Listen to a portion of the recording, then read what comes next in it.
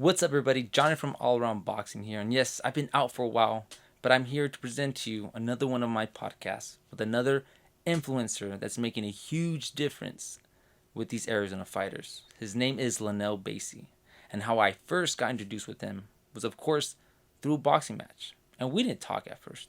I just started noticing him in corners, and he started making a huge difference in these fighters' camps. One good example is Elias Terrazas. Man, Elias Terrazas, his first two fights could have arguably lost. But after working with Lonnel, a legit strength and conditioning coach, man, his physical physique, his stamina, and his overall performance looks so much better now. That just goes to show what a great strength and conditioning coach he is and how important a strength and conditioning coach is. Now, I feel so honored that he chose my platform first to put his information out there so that Arizona fighters, trainers, parents, and fans knows what he's doing.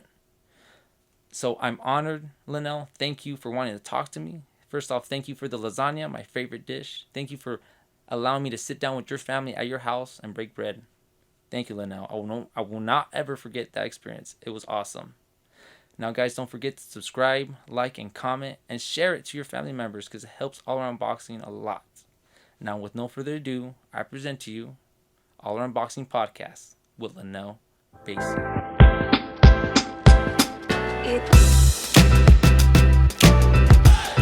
What's up, everybody? John from All Around Boxing here. I'm here with Lonnel Baisey.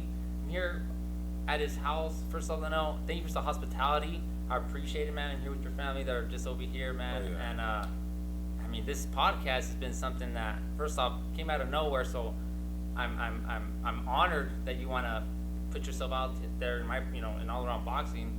But I'm also kind of humbled that you invited me to your house. I'm kind of more excited to eat some lasagna than to do this because that's my favorite meal. But man, what's up, man? It's good to have you. Good to just kind of get to know you a little bit. I guess the first question I'm gonna ask you, man, is like, so you do personal training here in Arizona, but how do you even start? How did you even do this? Like, where did this passion come from? Starting as a child, I have to go back. I can't just talk about the moment of right now. I have to go back. It just started with sports. I don't know what it is with sports. I was more involved with sports faster than I was involved with school. That was like a guide tool for me to be where I'm at now. Just the science of it, just the understanding of it, just the coaching part of it that I accepted from other mentors. It's just an addiction, man. And it just started off just seeing things, hearing things differently, and got me to where I'm at now. Now I'm just teaching other people the language that I understand too as well. How old were you when you made that decision? Like, I want to be a personal trainer. I will probably say when my mom and dad split. My dad never was out of my life. My mom was never out of my life. They never remarried. They never got a divorce. They just weren't together. At a young age, I just never understood that. But the older I get, it made a lot of sense. You know what I mean? But the best part about that is with me having my mom, more time with my mom, and then more time with my dad, I didn't have to pick and choose who to go to when I have problems. You know what I mean? That's pretty much when I started recognizing things because I started having anger behind me. I wouldn't say depression at that age, but I just didn't understand at that moment. You know what I mean? So that's when things started to flip. You know what I mean? And what, were you early teenager? Were you I was actually in 8th grade. I was an 8th grade student at the Phoenix Prep Academy, showing them love. But that's when I was kind of starting to develop into something else. Well, that's awesome, man. It's kind of good that you used kind of that moment in your life to kind of propel you to something to where you're at right now. Yeah. A lot of kids go south down that. You said you kind of had some anger, so it's good to. Kids just watching this that are maybe seeing their parents split. They see you, especially. If you guys don't know the work he's doing, man, here in Arizona. It's just I just want to talk about how I even like I would like to say like I'm probably your biggest hype man, especially in the ring, right? For sure. Um, we'll just talk about like kind of like how we connected, right? And the way we connected was I started seeing you in corners, Yeah. right? And I was, what the heck? And then your fighter would do good, and then I would see a fighter that didn't have you, and then he would do like subpar, Yeah. but then you would be working with him the next show. Like, what the heck? And I started seeing that trend. Like you would just hop with these fighters, get them to a certain level. I would see you there a couple, a couple fights, couple shows, and then you'd move on to the next fighter. But then you'd still be working with fighter A that I saw you. I just started connecting the dots, man. I said, man, who's this guy? And I remember we had a little conversation too, and you followed me on Instagram. I said, man, this guy, he's making a difference, and I see it because one thing that I do too when he shows is I observe, right? I see who's new, who's there, what fighters, if the fighters are still with the same trainer, or who do you bring in for camp, because all that makes sense of how they perform in the ring. And boom, I saw you there. I said, man, and then I just started connecting the dots, and one fighter I would say you made a huge difference was Elias. Like holy moly. I mean, it probably is accumulation of him growing into his man body, but he's not gonna get there if he doesn't have a great personal trainer like you, man. And so that's kind of like how me and him connected and how you even got there.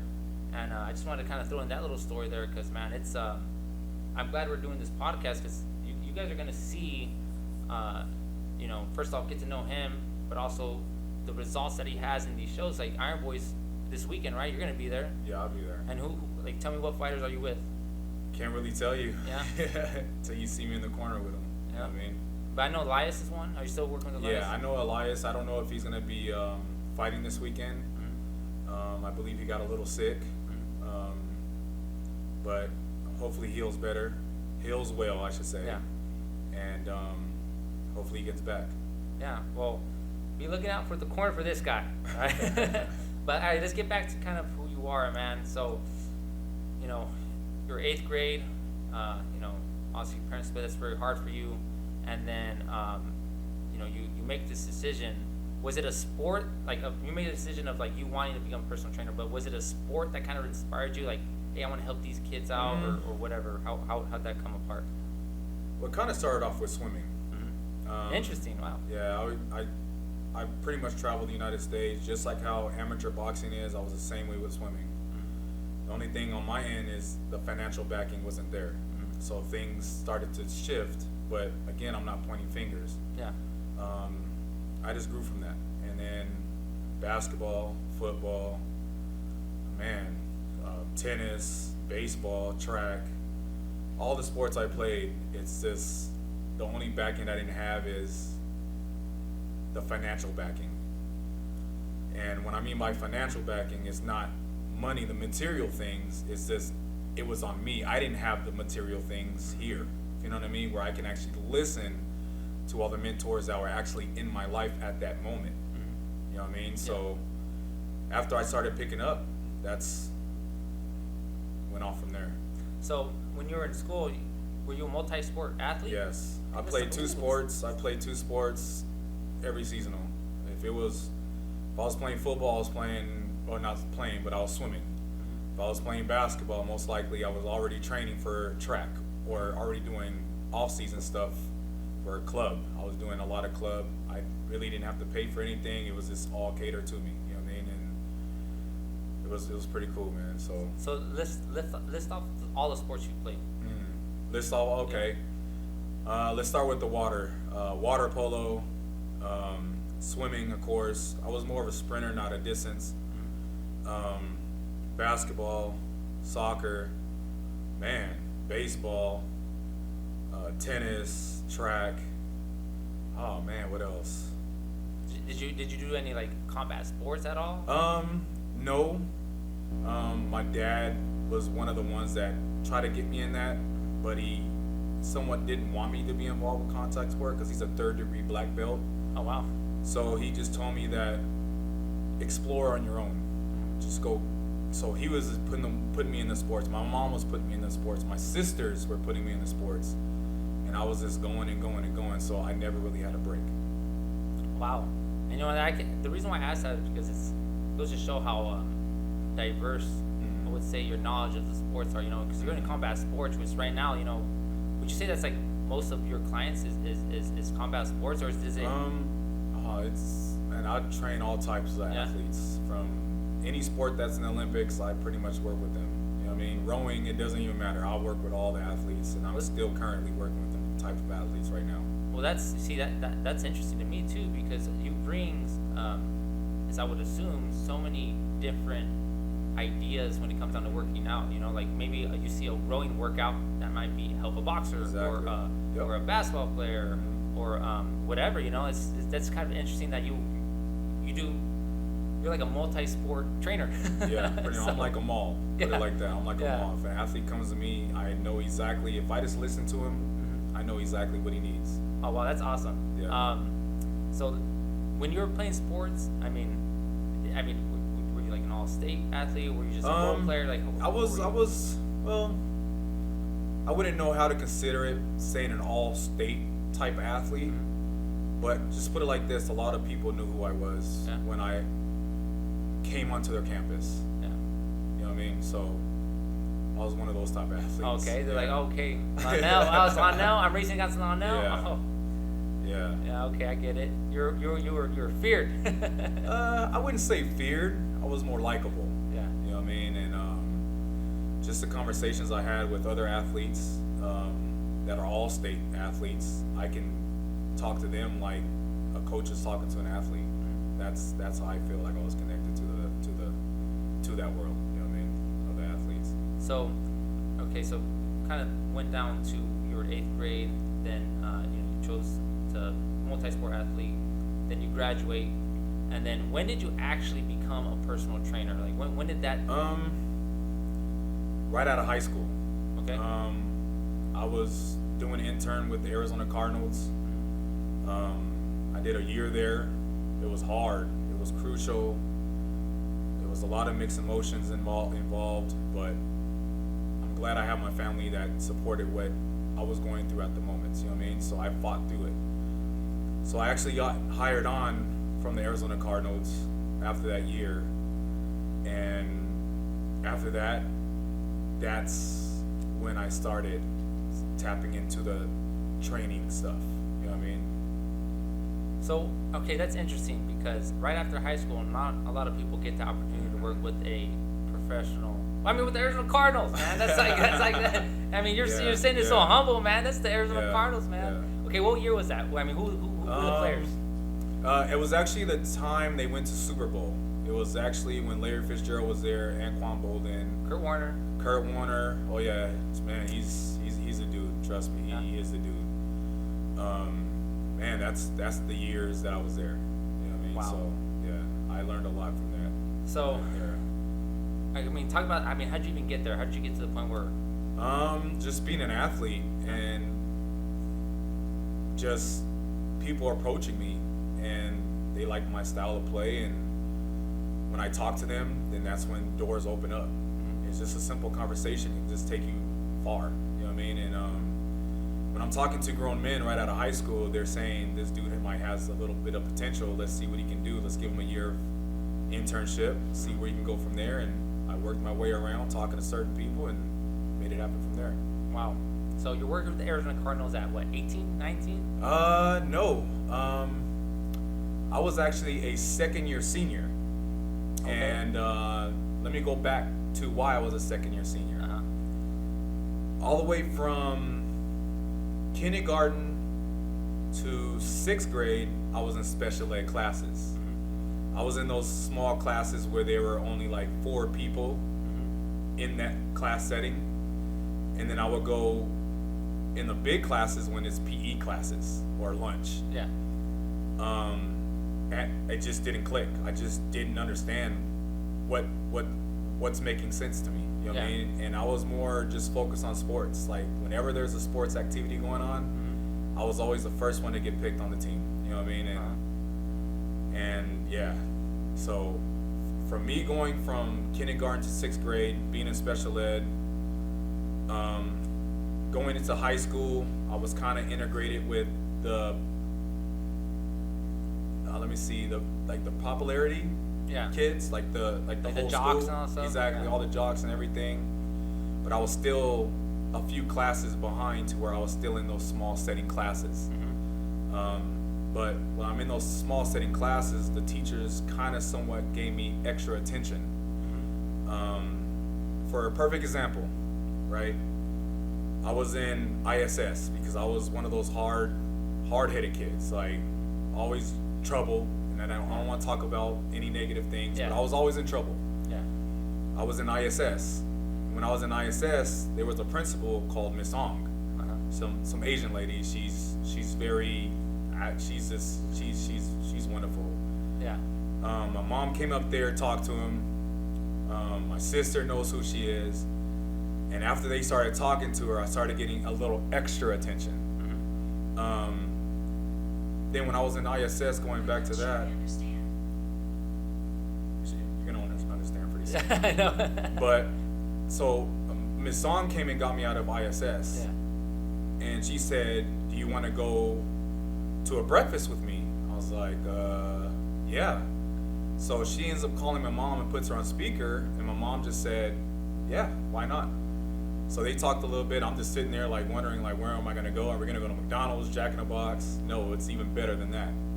So we went to ASU campus, and this is the first Martin Luther King breakfast that they ever hosted here in Arizona. Okay. And this is Martin Luther King's celebration breakfast.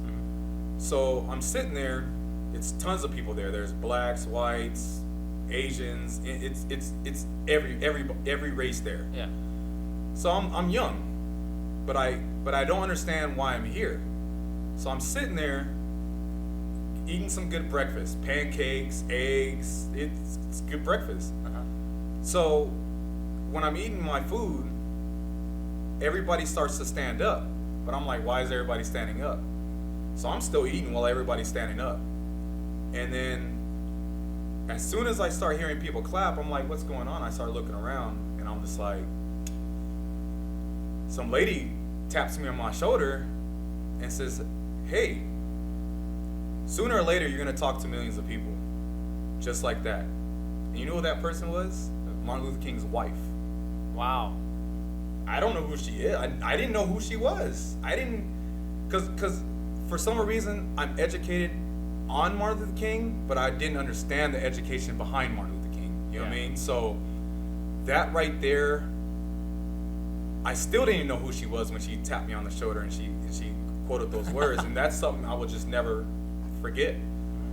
And if I tell people this story, they'd be like, But when I left on the way back to the school, back to ISS, the principal said, "Do you know who that was?" And I was like, "No, I don't. That's Martin Luther King's wife." And I was like, I'd never seen her before. So as soon as we got back to school, she, of course, took me into her office, and she actually printed out some pictures, and she gave me a Martin Luther King book. So I'm in ISS. In ISS, you don't do nothing. You just sit there. You're in a little small cubicle, and you're just refocusing. Yeah. But while I'm refocusing, I'm actually reading it. I'm like, now remember, I'm in special ed. I didn't really know how to read, but for some reason, I don't know what it was, but I started reading it. And ever since then, I'm just like, wow. And if I cannot even do anything, and I'm already impacting people's lives like that, but I look at it as like she impacted my life. Yeah. You know what I mean? So that's a crazy story. Like, imagine you're just like, Martin Luther King's wife just taps you, she says, one day you're gonna be talking to millions of people. She said it just like that, and then after she said it, she just kept walking after that. She didn't look back. She just gave me a big hug, and she just kept it moving. Wow. You know what I mean? And I was just like, wow, what was it? What just happened? You know what I mean? And who was that? Hey man, when you told me that, I mean, I still get chills. Like, you know, that's like, I don't know, that's words of wisdom. That gives you so much motivation, you know. And like, when you do get to that point when you're speaking to millions of people, you tell that story. I mean, even right now, it's even beautiful to even just be a part of, you know. But the principles behind that, me getting older where I'm at now, is it's pretty awesome that how you see it. When you see a great man, you see a great woman, and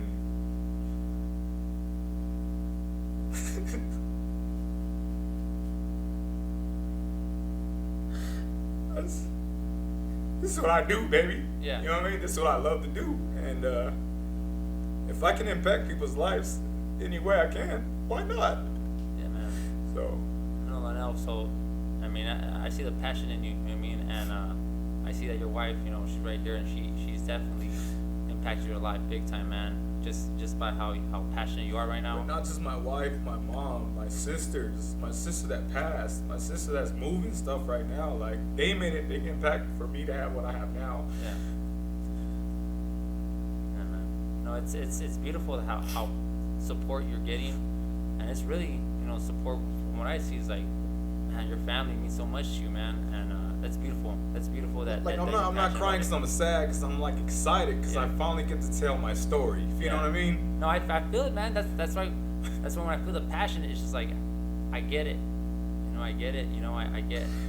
It's not tears of sadness. It's tears of just all that built up appreciation that you want to show them, and anyone that's just watching this, right? I mean, you might, you know, your dad might be watching this, or who knows, you know. Yeah. So that's beautiful, man, and I love. That's why I love doing this, man. I love having people to see this side of a different person, right? Yeah. I mean, I've cried on the podcast too, man. I cry with what's his name, Brown, Antonio Brown, and I think Farid Goga. You know what I mean? So it's that's the beautiful thing about podcasts, man. And especially what I do, and I'm so honored that you're just allowing yourself to be who you are, because that's what I'm doing here, man. This is who I am, man. I'm 31 years old. I'm still learning life. I have two daughters. You know, been through some ups and downs. Almost died in my life. So, man, thank you, man. Thank you for even sharing all that stuff, even your emotions and passions. Yeah. But you know, going back to, you know, that Martin Luther King moment, and going back to where you were, you know, you got out of that. So how motivated were you going to that? Like, that just happened. You're reading the book. I mean, what did you learn prior, you know, past that? It's not that I learned, I just understood things differently. The next step to getting into is I went to a great place, and it's kind of like a cold plunge I got into, but it wasn't cold. It's clear, crystal clear water. And for somewhat reason, when I went under, I came up, and I'm like, whoa, it's a whole nother thing. You know what I mean? And what was that cold plunge? I mean, was it like, did you get baptized or what? Yeah, in those terminologies, yes. I did get baptized. That's when the world for me just took off. And when I accepted him, man, trust me, like, I can't even describe. I can't describe it. It's just, that's why I have to show it. You know what I mean? But with me moving forward from that, then my sister passed, and there goes more towards the direction I'm heading to. But I don't look at it now as why me. It's more like, thank you. You know what I mean? Yeah. And it's my sister. You know what I mean? So, I mean, your sister passes away. I mean, there's just so many things with that, man. Like, I mean, what did you learn from that? You know, from your sister passing? Because obviously, I mean, a lot of people could go one way or another way. I mean, you took it the positive way. I feel like. I mean, look at, I mean, just this gym right here, man. It's so beautiful. I mean, this is not like gym equipment, you know, from like Walmart. I mean, this is gym equipment from the gym. You go to Mountainside or LA Fitness. Yeah. So like, you know, obviously any pain you've had in your life you've used to motivate you is what I see it. It's fire to me, man. Yeah. It's fire. So you know what I mean? So going back to what I learned from my sister passing, is that life can be taken away like that. But what really got me emotional is seeing my mom and dad going through what they went through, but they're so gifted in what they do to get me where I'm at. And I'm just like I feel like my mom and dad should be on this podcast, but they are on the podcast because I'm here. Yeah. You know what I mean? So But for my sister's passing, she was an athlete too. She was surfing her own wave. You know what I mean?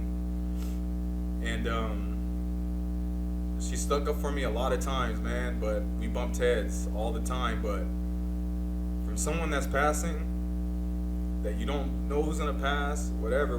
We're not promised tomorrow, but show love, man. So show support. You know what I mean? And it's free. You know what I mean? You don't get nothing back in return. You're showing love. You're giving love. It's free. You know what I mean? And they don't have to be your sister. They don't have to be your uncle, your aunt. Just show love. Like if they're doing something positive, even if they're doing something bad, just show love. That's what I learned from that, from my sister's passing. Is just to show love, man. Just show love. Yeah, man. I mean, just because you're sharing, stuff about your life, and so like, what was it? 2021. I almost passed away. I had COVID, the absolute worst. Like that small. I was in the hospital for about a month, like that. And prior to like me having COVID, I was working a miserable job for like 8 years. And so kind of what I learned from almost dying was literally, man, do what you're made here to do, like, which is gonna make you happy, and the money will come. So I quit my job. I started doing like side hustles, Uber, all that stuff. And then what was beautiful is that I was gonna go back to where I used to sell windows and doors. Yeah. So I was gonna go back to that field to make, a lot of money, because of what I know, useless information, right? Like, oh, for sure. Low E glass and thermal glass. It's sinking in. It's making sense. Yeah. Yeah.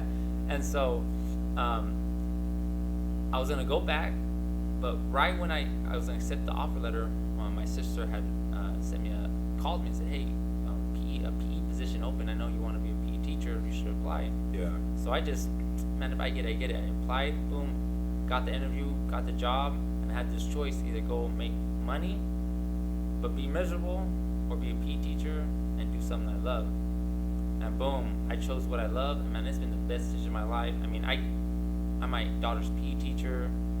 My first day of school was her first day of school. Like, we have first day of school pictures together. So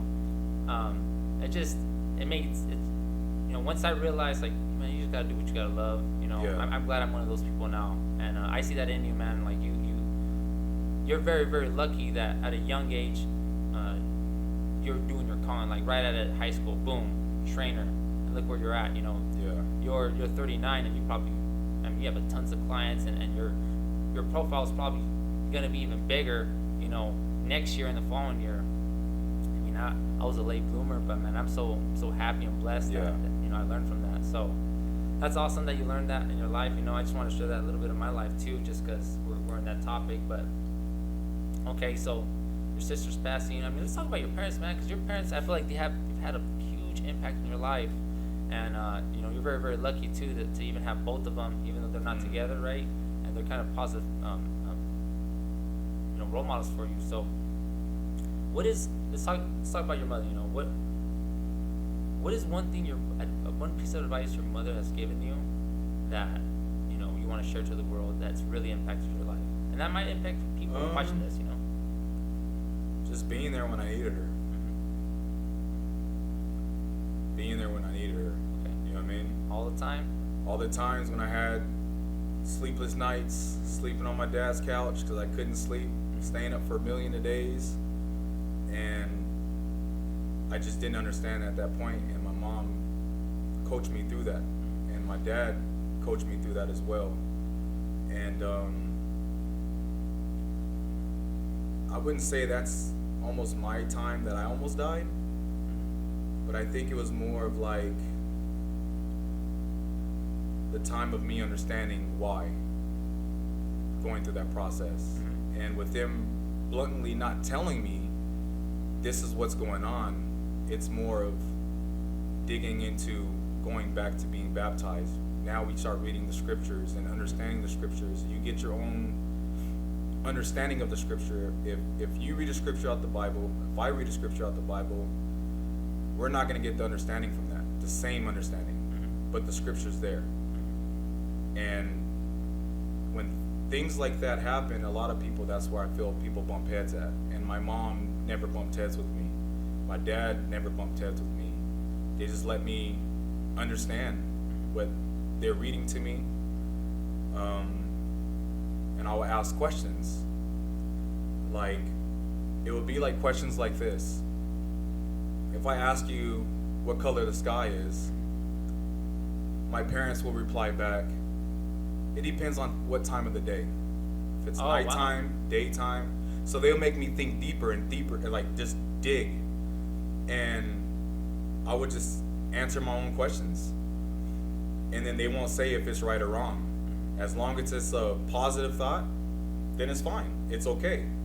You get what I'm saying? Oh yeah, that's your parents they're very intellectually smart, right? That's Yes. kind of, I never really thought about that, because it makes sense, like I could just see how questions form, like about, maybe you had a question about, why this is happening, Yeah. or why that's happening, and they're throw it to you in a different way, which is like basically you figure it out. Yeah. And you did. And it That's really what makes you grow. Yeah, and it comes down to like my mom. Again, it's not a race thing. It's just my mom is white. The England is very down in the roots. You know what I mean? And my dad, he's just southern roots. You know what I mean? Yeah. So with those two mixed, it's like playing dominoes and spades, and it may look like if you're not playing the game, if you're looking out on the outside looking in, it looks like we're talking crap, but we're not. Yeah. We're actually talking. Yeah. You know what I mean? We're playing the game. Yep. Oh, that's awesome. So, what about your dad?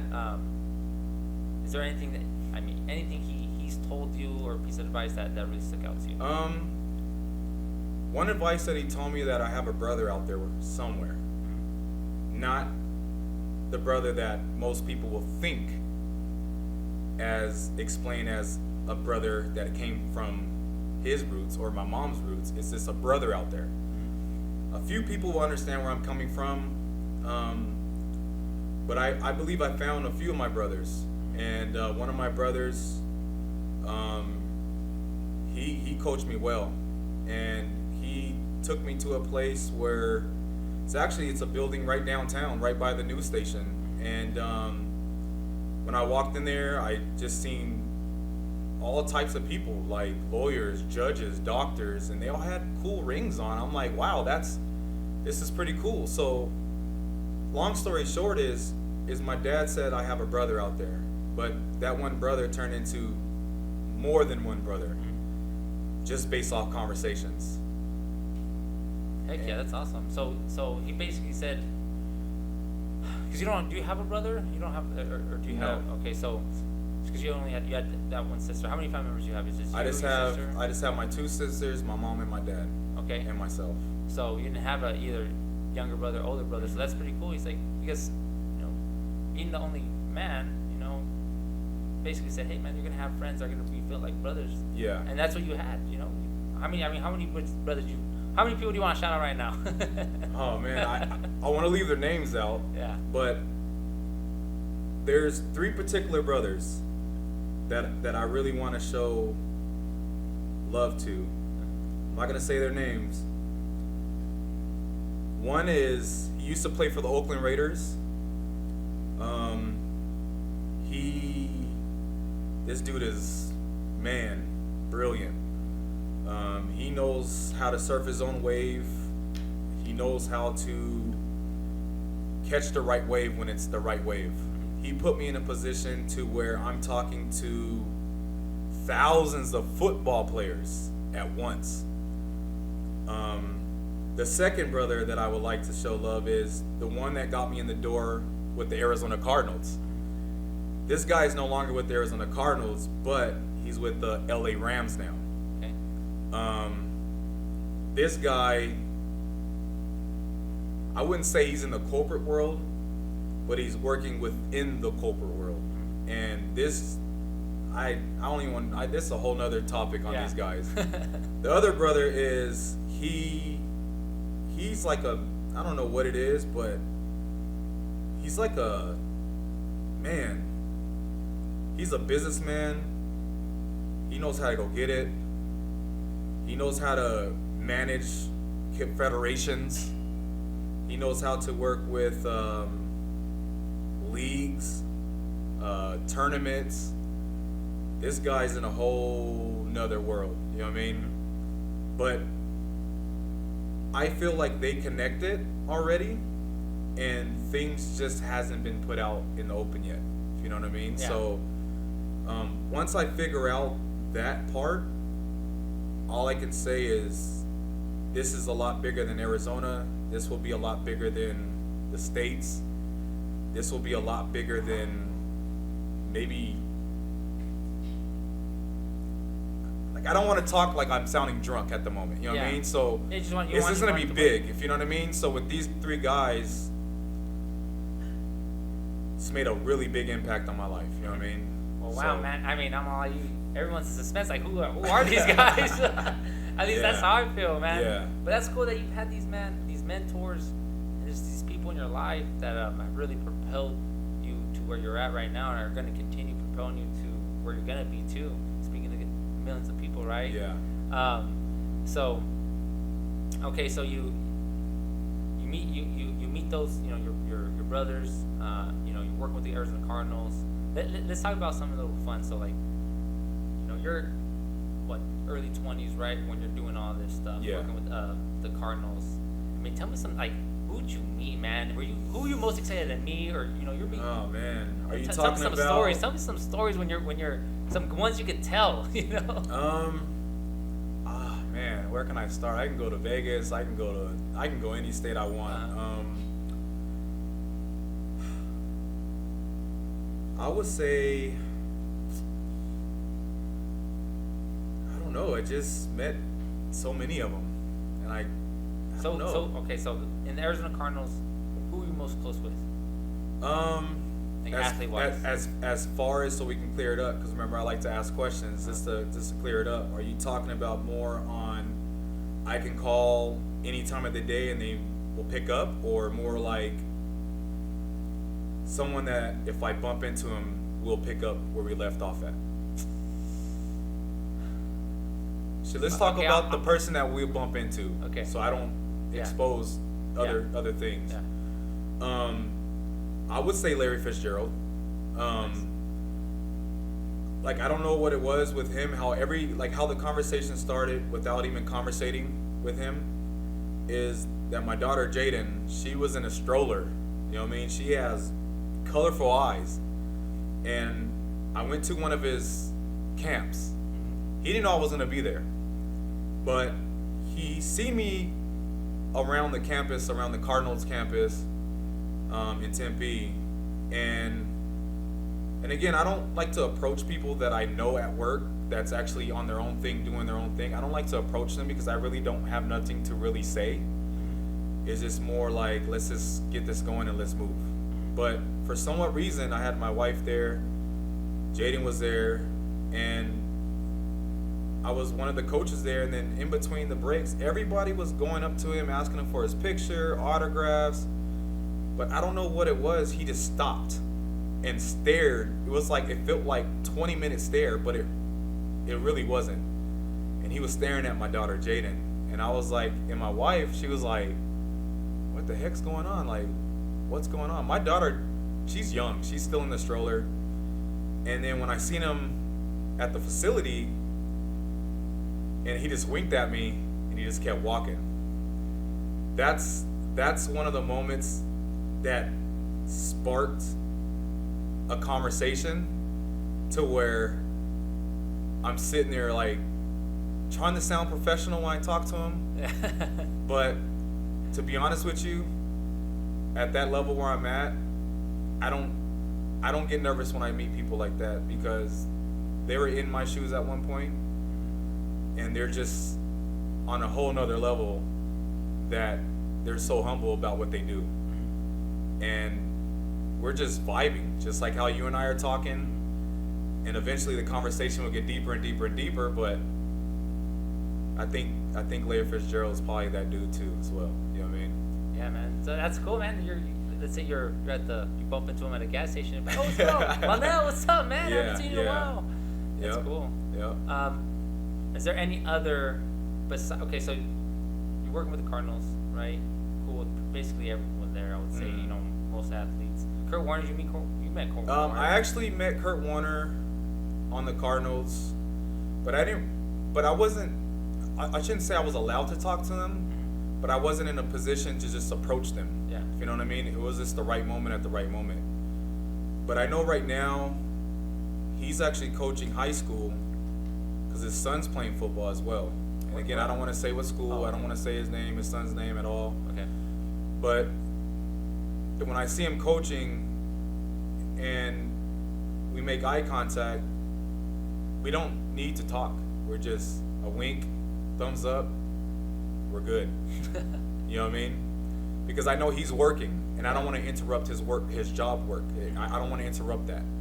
So I try to keep my distance from people that's up there, so I don't distract what God has them doing. If you know what I mean. So I'm not going to these guys to learn or soak in knowledge.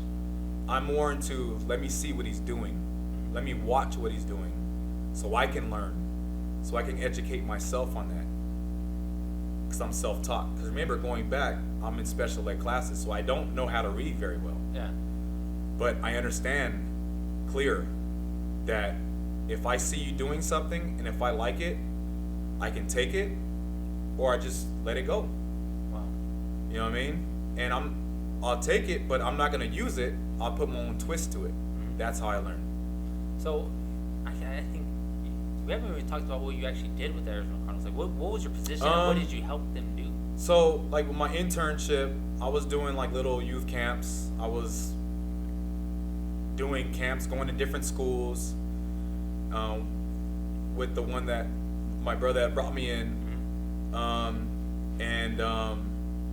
word traveled fast, and the passion I was giving, but I wasn't looking for that attention. You know what I mean? It just came natural, and from there, I just started working their practices.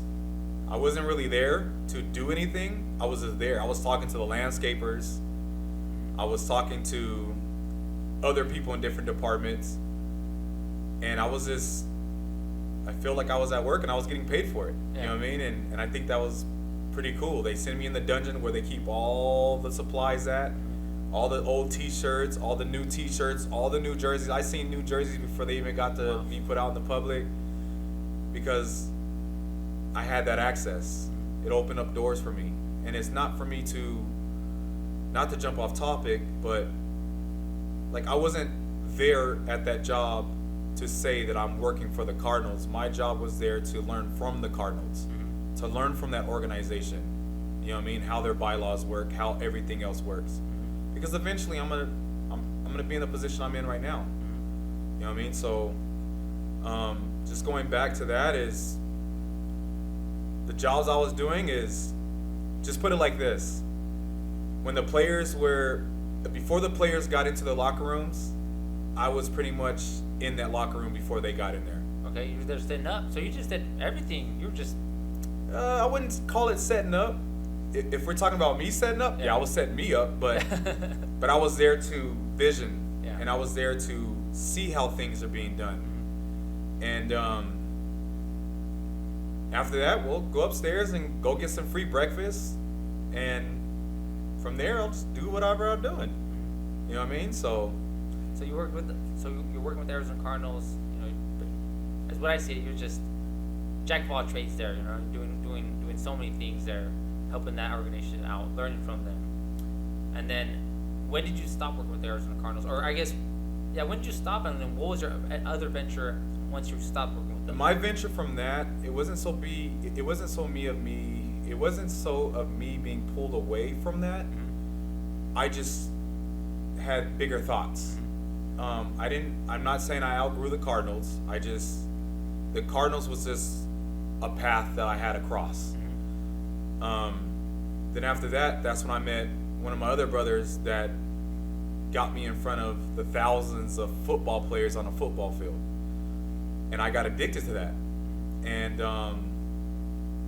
so when I left the Arizona Cardinals, I started doing sports camps, and I went to Nike. I went to Future Pro. I'm doing it all.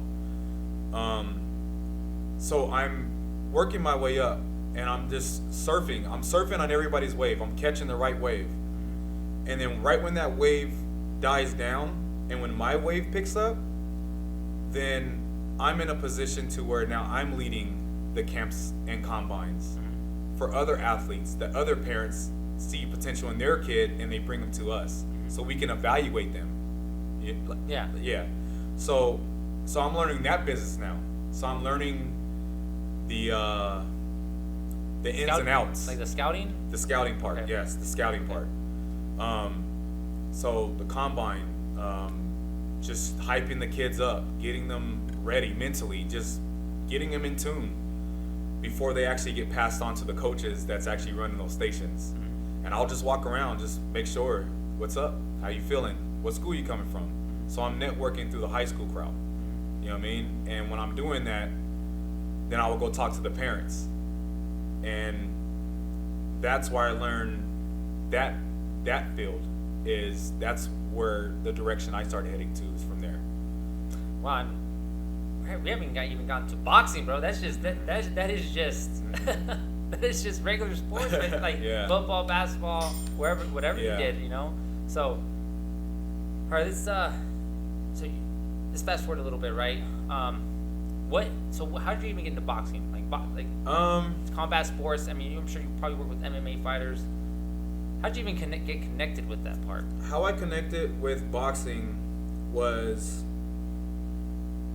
there was a coach here locally that he's pretty known. He has a good 122 pounder right now from Cuba, and he introduced me to a coach that is actually a fighter that I'm training today, a Terraza. Okay, yeah, nice. So I was introduced to them, and after I was introduced to that, it just took off from there. Okay. It wasn't so much of like, do it this way, you should try this way. No, they just let me be me. And that put me on a scale starting with, I'm going to say his name, Alexis Zeswelta. Okay. I started with him since, amateur days, like when he started winning big tournaments. And I was like, it's no bylaws to this. It's no rules to this. It's like, wow, I can be myself, and I can bring me. I can be me here. Yeah. And the coaches allowed me to do it. They gave me the freedom. They trusted me with that process. And after that happened, then the other fighters in that gym started recognizing it. And they started seeing it, and their coaches started pushing them towards me. And it just took off from there. And inside that gym was, it was Beaver in there. It was Juan Marquez in there. It was a lot of fighters in there.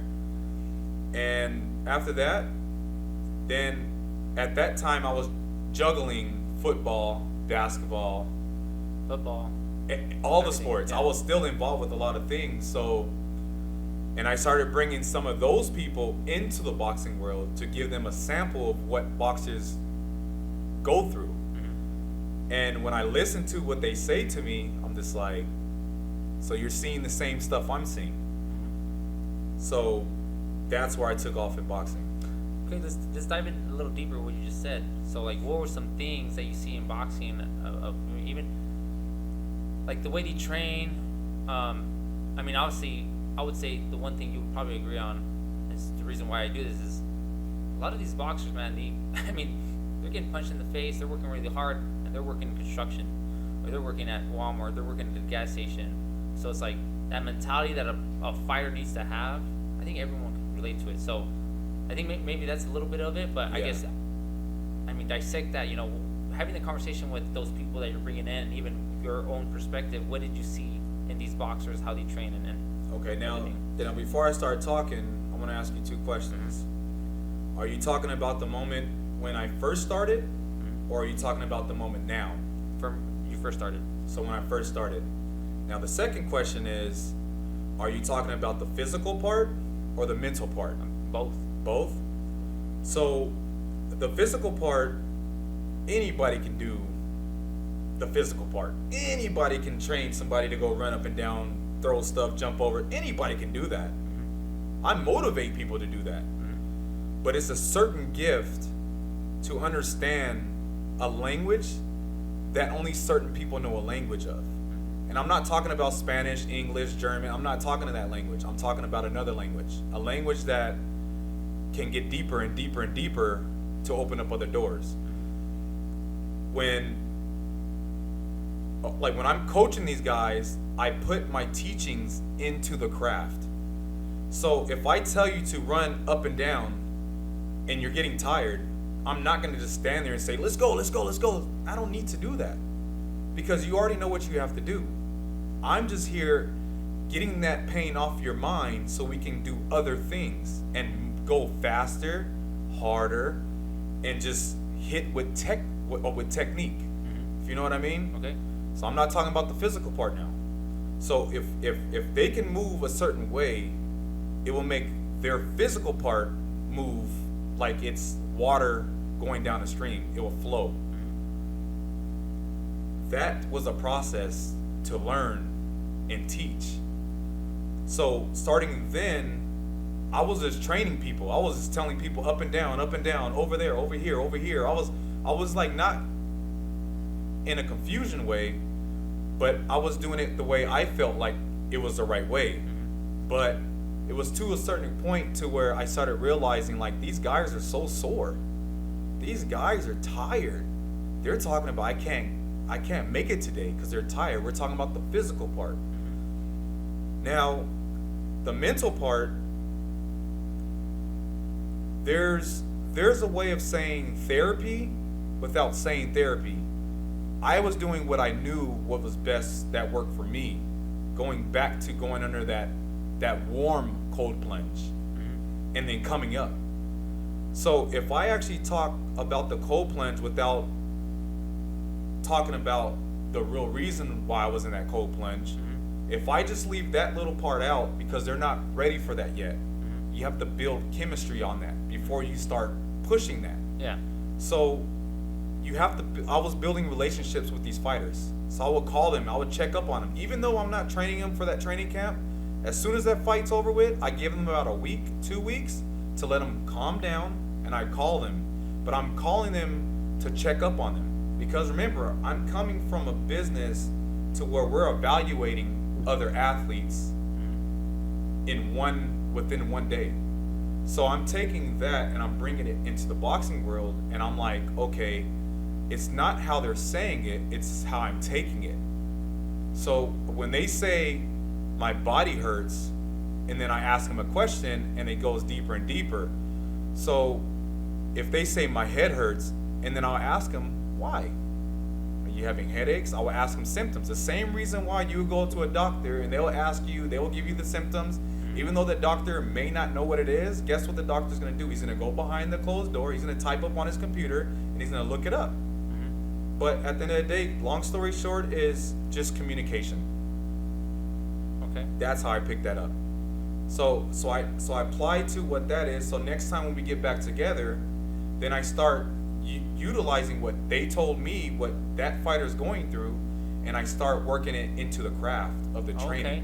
You get what I'm saying? Yep. So now I have to do my homework and find out what that problem is, and I have to go back and I have to do my research.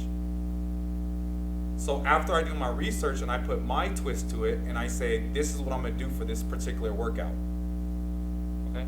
And then I try to flip it and I try to add to the workout. To the physical part, I'm adding to the mental part as well. Yeah. So like if a fighter says like, my head hurts, do you like cater workouts so that maybe he has stronger neck or those muscles that might not cause him a headache, strengthening that, whatever that is, right? So that's kind of different. I mean, that's a good person. That's a good trainer. That's what I would want a trainer to be. Because usually it's never the big muscle that hurts. It's the small muscles that hurt, that connect the big muscles, the tissues, the fibers, the everything that's included in that.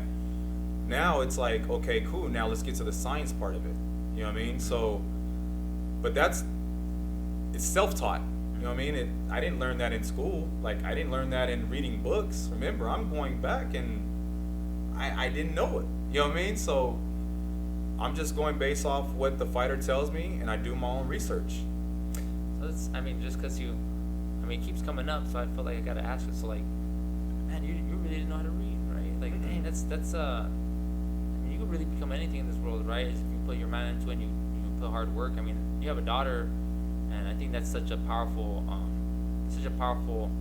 role model and just a life lesson to her, because you could easily, I don't read, I don't do this, and work a factory job or just not work at all, right? And just get into things that you shouldn't get into. But man, you took it so positive, and you're a personal trainer, and you're in this field where there's some personal trainers that I went to bachelor's degree and science and all that stuff, and when it comes down to all of it, like, it's not that much of a rocket science too. I mean, there's some science to it, but I mean, you're learning a different way, right? You're learning experience wise, which is very, very rare, because I could be Joe Schmo, go to ASU and graduate but not have any personal training experience at all. Yeah.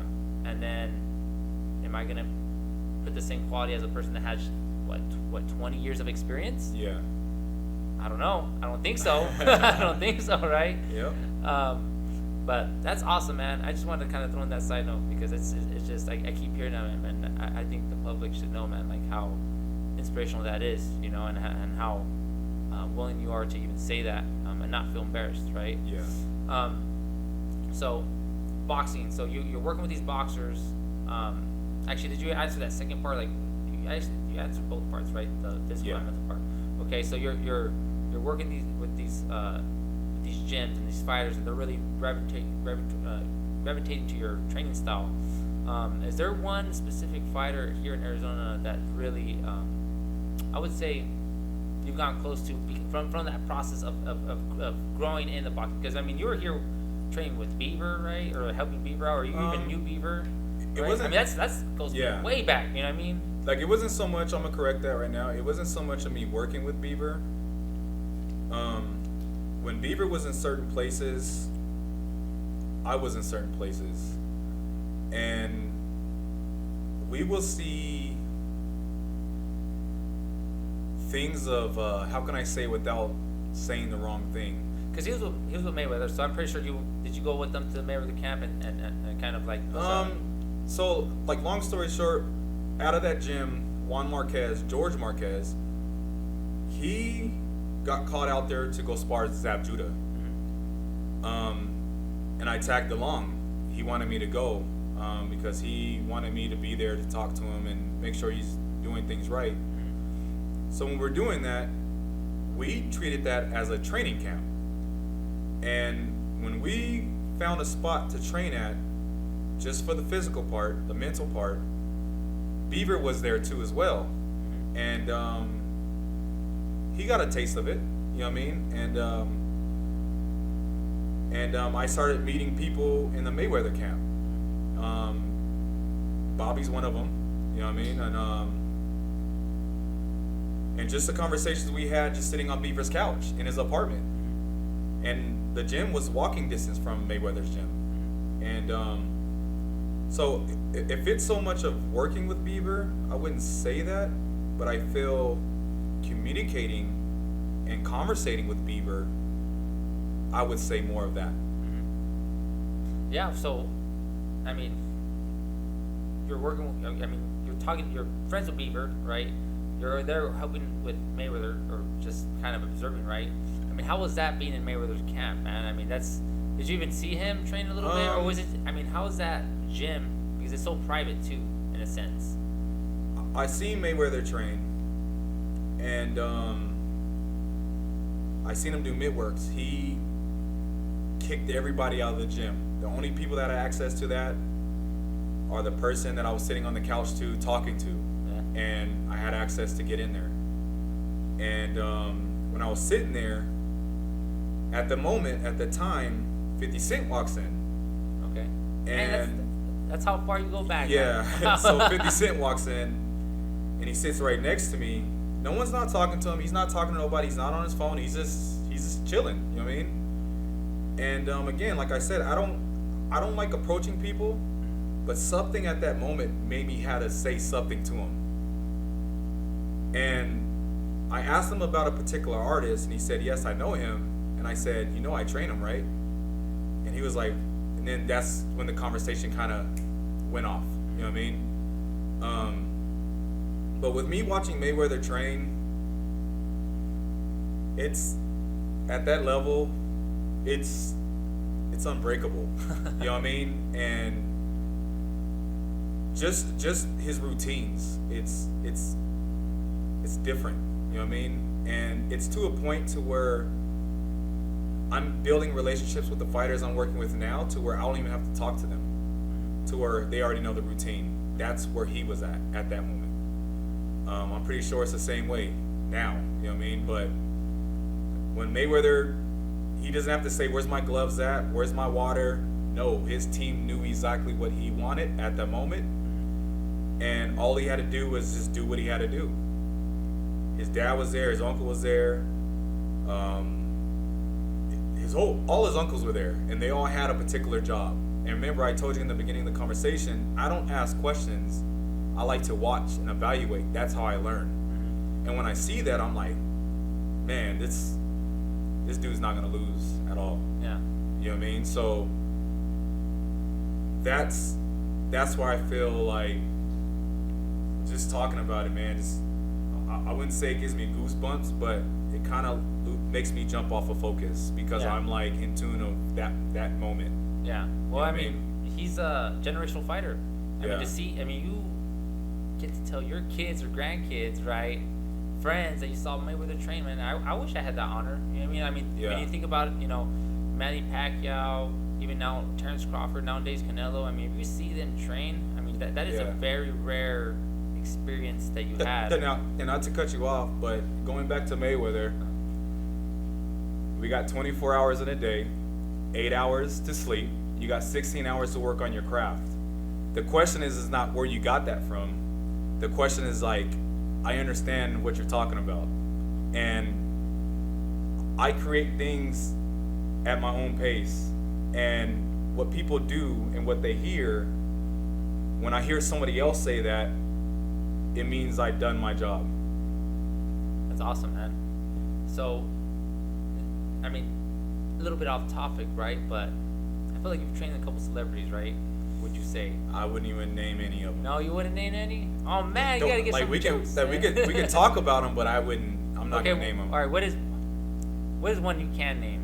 There's one you can name that would be cool with, you know? A celebrity. I would say, since we're on the topic of Vegas, when I was out there at that moment, I met a Chicago White Sox player. Okay. While I was training Juan Marquez and Bieber was there, they approached us, and they wanted to know more. So they were flying me out almost every weekend. I would go out there, come back home, come back out there, go back home. So I was out there like on my own. So I'm flying. My wife is dropping me off at the airport, and that's it. And this baseball player said I should be on TV, and I was like, nah, not yet. He said I have another baseball player, so he brought a Dominican baseball player in, and he played for the Red Sox. And I was like, man, this might be get out of control. Let me just back out a little bit, and let me just go back home. And yeah, that's a celebrity that I worked with. Oh man, I worked with. Can you name a couple songs? Can you give me some jersey numbers? I can say this, that one person I would like to work with, if that's okay. Oh yeah, give me some people you want to work with. I like that. I would like to work with someone that has the same last name as my mother's maiden name. Oh man, who's gonna know that? Come on, man. I mean, just your family. But he had a brother that played in the NFL as well. I mean, you can name drop your potential clients. I'll say the last name, yeah. Manning. Okay. Okay. That's one person I would love to train, but it wouldn't be so much of training. It would just be sitting down and just, I would love to just talk to a cousin, a bloodline cousin that I wouldn't even probably even meet at the right moment. Man. Well, hopefully it gets out to him. Well, here's the thing too. I'm respecting your privacy and all that, but man, it's just, the stories you could tell is what I'm trying to say. But man, personal training is really taking you places. It's tricky. People. It's very tricky. What is the most tricky thing about personal training? Is it the confidential, or is it the like? No, it's not. It's not so much of the NDAs or the confidential. It's nothing about that. It's more of like, how can I say it? It's so much of, I'm not here to promote, market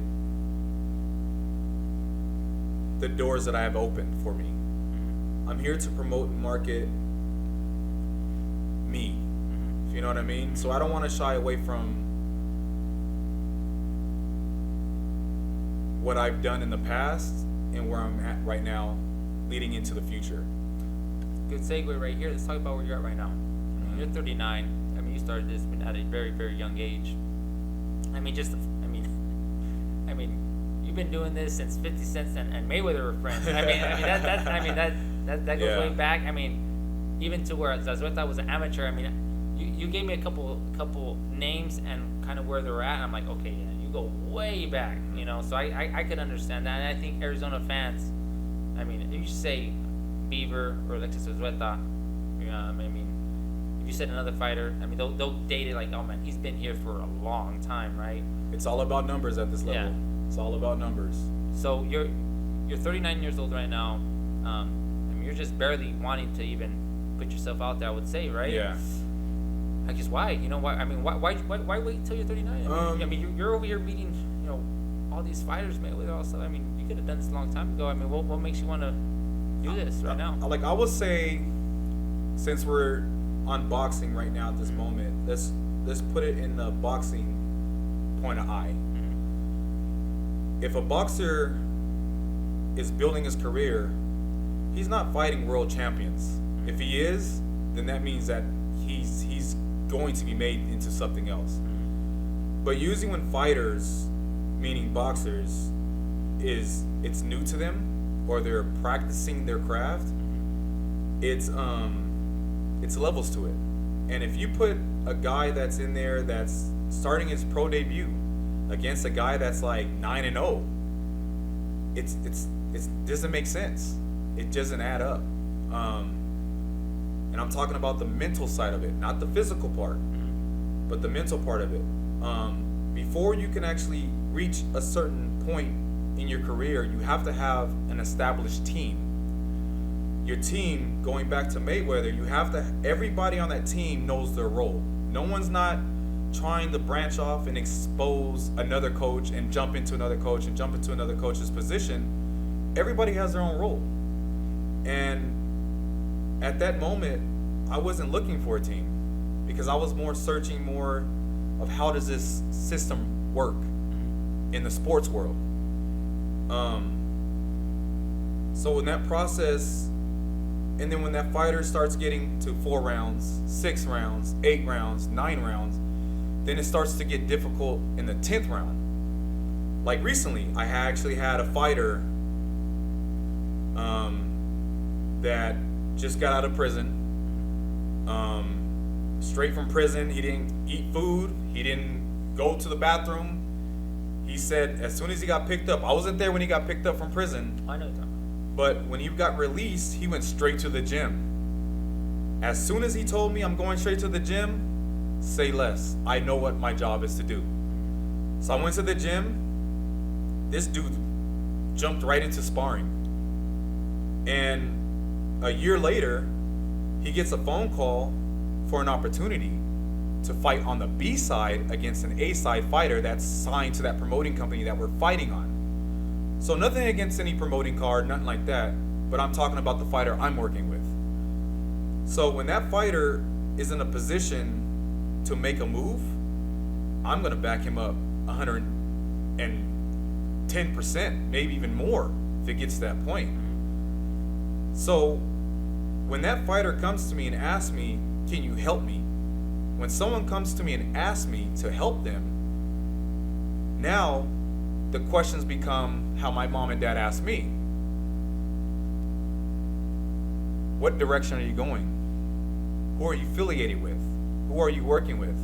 And when you say no one, and then I go back and I talk to the people that I know and do an investigation, like not an investigation, but an evaluation on who you're with and who was your past connections with, like once they give me the green light to be like, look, he's on an island by himself. Those are those are the dogs that I'm looking for. You know what I mean? Yeah. Because those dogs, the sky's the limit for them.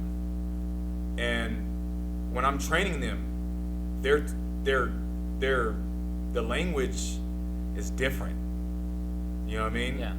So when a 10-round fighter, for the first time ever fighting 10 rounds, for the first time, and actually reaching a new level, and we go out there to California to fight that A-side fighter that's actually signed to that promoting company and dominates that A-side fighter to where that A-side fighter is like clueless, and the fighter that I worked with is on point, meaning the weight, meaning he's eating whatever he wants to eat after he weighs in. He's eating whatever he wants to eat before weigh-ins.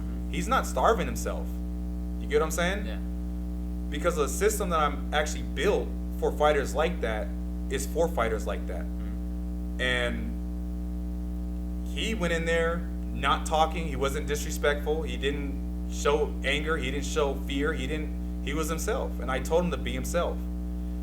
And when he went in there after the fight, as soon as I walked in the ring, a song came on. And he was like puzzled. He was like how I was, in a way of like, wow. When I came up out of that water, I was like, wow. When he seen me, he was like, this is reality. I want more of it. It's an addiction. So when we're walking after that crowd, remember, I'm walking with him as a security guard, because everybody, I didn't know, because we're in that opponent's hometown, I didn't know if they're gonna attack him or threaten him, but no, like, I'm in that state of mind. I'm prepared for those things. And when we're walking through the crowd, it was nothing but positive energy. People stopping him, people talking to him, people asking about autographs. It was uplifting. It wasn't because of me, it was because of him. And when I witnessed that, like, that's what I love to do. That's what I love in that moment. And not to jump off topic or nothing like that, but that fighter right now is, people behind the scenes are telling him certain things, that he can't fight at that weight no more because he was too strong for that weight. Or I'm just like, man, like, it's really like that. And again, I don't want to go into the politics at all, because here is not politics. Yeah. But when the fighter's talking to me about his problems, I have to listen. And I can't give him advice. My mom and dad didn't give me advice. They just allowed me to talk, and I answered my own questions. So what I learned from my mom and dad is to not get involved in other people's business. Just guide them through that business, and just let them do whatever they need to do from there. Yep. You know what I mean? Because I'm not a manager. I don't want to be a manager. I'm not a promoter. You know what I mean? I want to work with promoters, but if a fighter comes to me with problems, their problems are safe with me. You know what I mean? Well, I mean, I know the fighter. I mean, the story you give, they're gonna know what fighter you're working with, Yeah. because I did a podcast with. So can we say his name? I can say his name. I mean, go ahead. You can say it. You can say it. Wacho. Wacho. Yeah, Wacho. So, well, his first name is Walter. Yeah, Walter. Yes. Oh yeah. Okay. See, I know by his nickname. Yes. But yeah, Melchor Walcho Santiman. Yes. But that's awesome, man. I knew that you were helping him out, right? Mm-hmm. But I know that story about when he got out of prison, he went straight to the gym. He shared it in the podcast. But yeah, he is very special. And I know that story. I mean, I remember him telling me, his coach too at the time that was with him, that we went to, you guys went over there to, They introduced me to boxing. yeah, Yes. well, it was over there to, where'd you guys fight? What was that? That Indio? Was it Indio, California, Yeah, yes. Indio. When you guys fought over there, and I remember just the next day, the very next weekend, I went to go see Wacho, and he told me that story. Man, he beat that ACA fighter. I was like, dang, man. Yep. I mean, the sky's the limit for him. Yep. I mean, he's in his 30s, but his body's like in his 20s, man. Like, you're working with a very special He fighter. definitely has an old man mind, Yeah. an old man soul. You know what I mean? Well, it's good that you're working with them, man, and it just by your personality and everything that I'm listening to, man, I think it's a great fit with you and Wacho. Okay, so, boxing, you're doing so much here for Arizona. I guess when it comes down to like Arizona fighters, man, what brings the passion out of you? Like what makes you want to even grow with these fighters here in Arizona? Obviously you're from here. I'm pretty sure you're just like me, right? Like I do this for Arizona fighters. I mean, it's like a responsibility for me now, because I could go. I mean, I've traveled. I mean, you're gonna see that there's kind of similarities between like kind of how I started my journey, like how you did.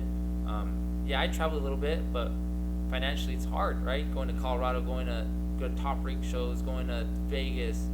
So I said, Well, man, like when you start, the financial part is hard. Yeah. But when you get to a certain level, things is money free. You don't have to pay for anything. I have not got them. It's handed to you. Yes. So, what I kind of did too, because I got my girls too. I got my job. Well, now that I'm a teacher, I have a little bit more flexibility. But it was more of like, man, I'm gonna just represent the little guy. It's like David Benavidez when he started coming up, man. He was one of them that nobody knew about. Yeah, I mean, he was in cruiserweight. He was fighting Iron Boys cards, and same thing with you go with Josh Greer, who had that phenomenal knockout on ESPN. And then all the way to Nathaniel Gallimore. There's so many fighters that I can't even think of right now that passed through here, Arizona. I said, man, those are the ones I want to get to know. I don't want to venture out, and I want to get the small guys here from Arizona that come here out of state and in state. So that's like my passion, right? But what is when it comes down to helping these Arizona fighters? Like, what is your passion? Like, what is your goal with them? Like, what are you trying to get them to a certain level, or does it just fill your soul? Well, one thing I want to make very clear is the where I come from. I became a sports consultant, a fighter's consultant, not for contracts, none of that. It's more consulting for them. So when you think back, Mike Tyson came to Arizona to train. He got a house out here. He lived out here. He lived out on Camelback Mountain. Even Muhammad Ali came out here to train in Arizona. So it's great fighters, but Arizona's so unique. You can't pick and choose, and it's not racist out here, if you know what I mean. And what I mean by racist is not so much of like, oh, he's black, he's Mexican. No, it's not that. I'm just saying everybody helps everybody, and every fighter jumps from coach to coach to coach, because everybody's, I shouldn't say this, but the way that we're moving, it feels like we're one big giant team. To a certain extent. Yeah. But when you start having someone like me, I don't see those things. But with Arizona fighters, I can't speak on other state, but I know what is going on here in Arizona is guys in Arizona don't talk. They're very secretive. And they only talk to certain people about certain things at the certain moment. And so they're very passionate about what they do. They're very, like, how can I say? Because I don't want to get into the politics and all that stuff. Okay, I know what you're saying. But they're very passionate about what they do. Yes. And that's one thing that attracts me is passion and people that want to learn and want to understand that don't understand, if you know what I mean. Because there's more to it than just winning. Well, to kind of piggyback what you're saying, Arizona boxing is such a small community that once you're in it, you see how big it is. Does that make sense? Yes, it makes a lot of sense. So when it comes down to like the fighters, like even the amateur fighters, right? I mean, we have a huge amateur. I mean, people don't even know. People don't know because there's no amateur shows. Yep. So we have a huge amateur that, I mean, they have to go out of state. Yeah. Right? So there's that. But when it comes down to professionals, I think I'll say it, but I'll say it the way I think you wanted to say it. Is they're very passionate, but their lack of knowledge of how boxing ran is limited because of the non-consulting part. This is why I do what I do too, Lonnel. I agree. And this is why I have private conversations. But with nothing against the coaches. No. Nothing against the Well, coaches. we don't have to say anything further than that, okay? But it's the whole boxing thing, right? And if fighters, I mean, Wacho is learning. Mm-hmm. That's a great example of one that fighters should learn from. But yeah, it's just the lack of knowledge. I mean, there needs to be more consulting, right, for these fighters, and there needs to be more of I don't know. I guess someone to talk to. I mean, trust me, I talk to fighters too a lot. Yeah, so I'm gonna piggyback off of you, right? So, boxing in your state has bylaws. Every state in this United States are different rules. You get what I'm saying? Mm-hmm. Different laws. But when you box, you have to check in. You have to get licensed by who? The commissioner. The commissioner does an evaluation on you. That's where the combines come into play at. So what I'm saying is, you have to work with your team. It don't have to be a team like, oh, well, he's my manager and he's my trainer, he's this. No, it's not that type of team. It's just, a team to me is, I can go to you and you can talk to me and I'll talk to you. Then we'll go back and forth. And then when I reach a certain level, I'll talk to you again to get you back to that level. You get what I'm saying? Yeah. So the commissioner, they're the ones that are like the purple. That's why in boxing they have blue and red corners. The referees, the judges, the commissioner, they're the purples. They can't side. They can't decide who's who, what's what, and because they're not focused on that part. Mm-hmm. They're focused on how you're moving and if you're moving the right way. And you have to follow the bylaws of the state of Arizona. Mm-hmm. If you go fight in New York, you have to do the same thing with their commissioner. If you go to Vegas, you have to do with their commissioner.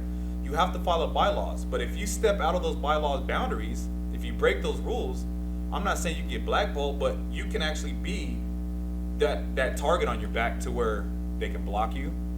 They can not make fights happen for you. That promoter might say that this fighter's fighting. So it's all in the works, but they don't have it's the promoters that are making the things pop off. The promoter has to go to the commissioner to get things approved. So it's one big giant team in Arizona. Mm-hmm. And fighters, they don't understand that. Well, I would say this. This is why it's a good. I mean, I have good relationships with both promoters here in Arizona, the bigger ones, right? Yes, I agree. But I'll say this. I wish there was more. And the reason why is because, and I see you shake your head, but this is the way I view it, right? Mm-hmm. Is I just wish there was more options. I mean, I see California. I mean, California's an anomaly, right? But there's so many promoters there, so many shows going on, a lot, right? Yeah. And Del Sol does a great, phenomenal job. I mean, Iron Boys they've done already a couple shows this year, a lot. I mean, they've done a lot. I mean, Iron Boys is the most consistent one. Yeah. Del Sol's coming right behind them, right? And then there's also a couple little ones that have here and there, right? I don't know. I just feel like if there's more options, maybe fighters wouldn't settle and they would be fighting more. Because I think that's one thing that kills Arizona. It's just the lack of consistency and variety. That's just my opinion. Oh yeah. Okay? So kind of piggyback off of that too as well. Not to attack you, not to attack. Uh-huh. We're just conversating. Yeah. there's tons of promoters out here in America. There's people in other countries trying to come to America to fight on these promoting cards. It doesn't matter if they're big, small, whatever. You have to get in where you fit in at. You can't budge your way in. You get what I'm saying? Yeah.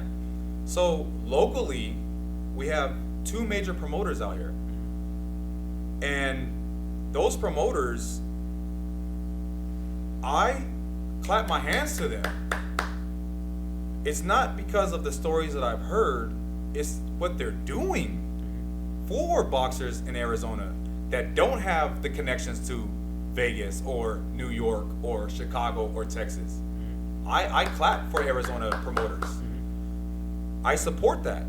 Like, if it was me, I would go to an Iron Boy. I would go to a Del Sol. I would, heck yeah. Yeah. But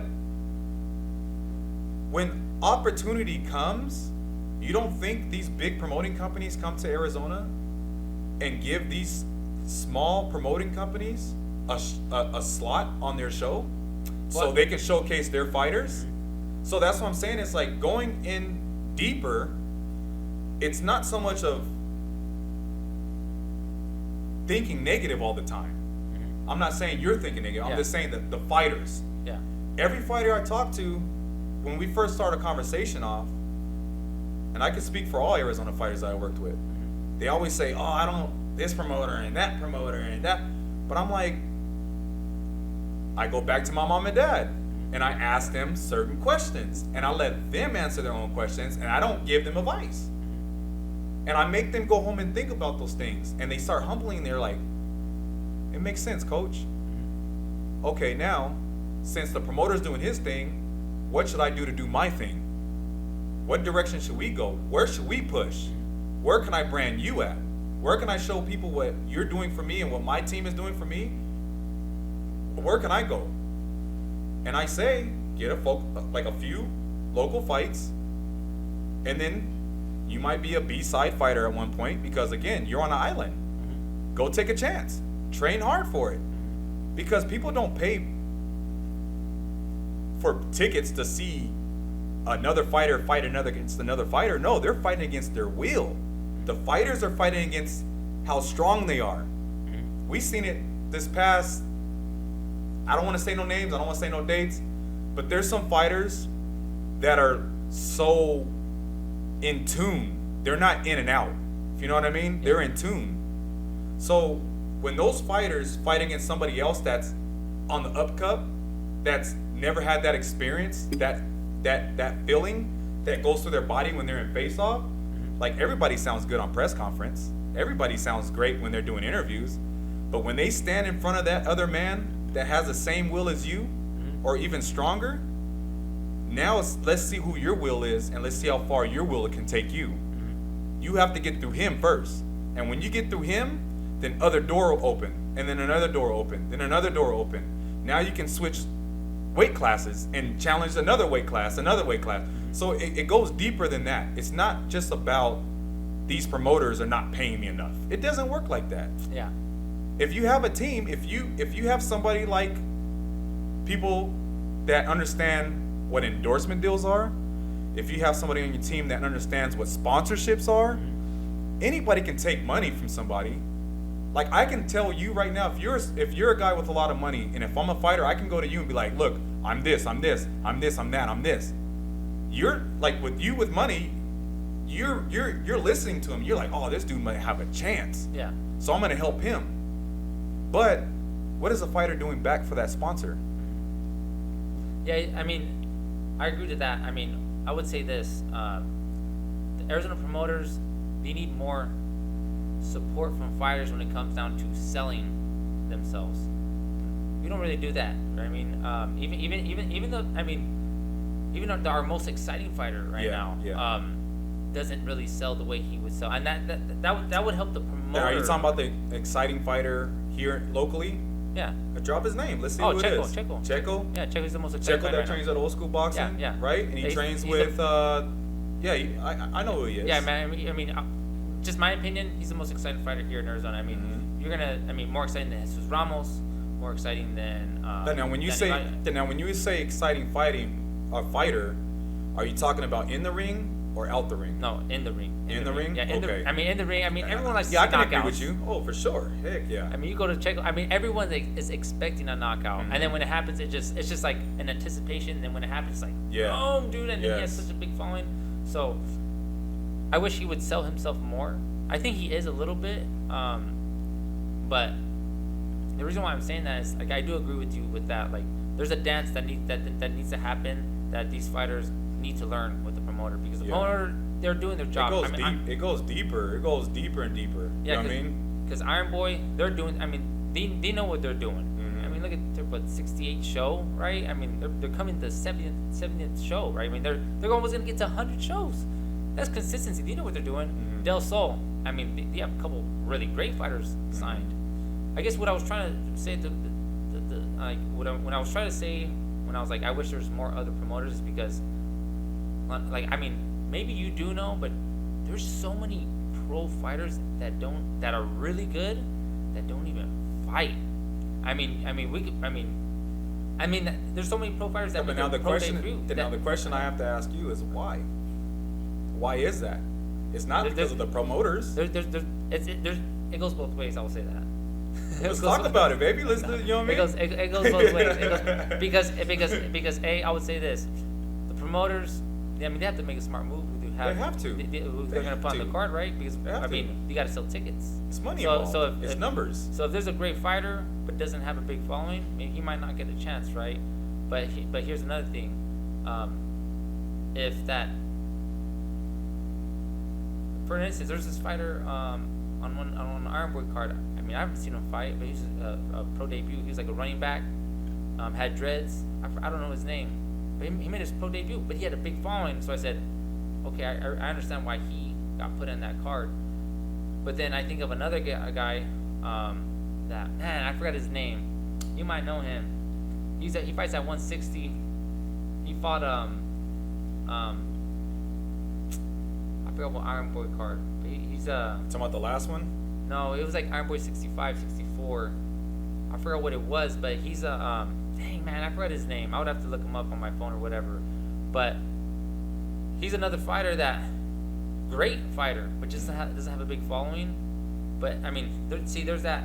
I think it goes both ways. It's like the decision of I wish promoters took a chance of building fighters, good fighters. I mean, if the promoters said, "Hey, man, we have this really good fighter. Yeah, he's not gonna sell tickets, but let's market him. Let's put him on our show because he's gonna put on great fights. He's gonna knockouts, and you know what? We could use him as a beef side fighter and fighting somewhere else, right? If they did that more, it would help out a lot of Arizona fighters. But then also it goes back to the fighter part too, right? Is the fighter even selling, right? Because promoters are dumping Is he money. in or is he out? Yeah, are they Are dumping, you in or are you out? Yep, Just straight to the point. Is he in or is he out? Yep, and they're dumping money to him too, and they might not be getting money in return because of ticket sales and no name and whatnot. So I said there's a perfect dance that needs to happen. Right now, I would say, Del Sol's having a perfect dance with Danny Barrios. Sucks what happened with Jesus Ramos. Freak, man, I can't believe he lost that fight. I mean, did you see that his fight? Yeah. He won, Yeah. but lost. I mean, it's ridiculous, and I hope he's seeing this and saying that, man. I'm upset at that decision too. Look, I'm gonna cut it off right here. I'm a phone call away, man. I'm in your hometown. I'm local. You're maybe like an hour and a half. You're between Phoenix, between Tucson. You're right in the middle. I'm just a phone call away, man. I already worked with your uncle. Oh, you worked with Abel. Okay. All right. So I'm just a phone call away. I'm here. Well, I'm you know here. what? Like you said, Del Sol has a perfect dance with Danny Barrios building him up. I would say Danny is doing his part too, right? He knows how to sell a fight, and he will talk shit, right? He will talk shit. He's one of the fighters where I'm like, man, heck yeah. And then Checo right now, but I think Checo just needs to do more of that selling himself part. But man, he's so excited. Then Man, now let he's me gonna ask you make this. it, man. He's Listen, gonna let make me it. ask you this. Now we're gonna start tapping into something else. You can answer. You can shrug your shoulders. Say no. Who do you feel? If you feel like those two guys are in Arizona, that's those top dogs, Well, right? I would say this. I want to put Danny Barrios I would put Jesus Ramos ahead of him.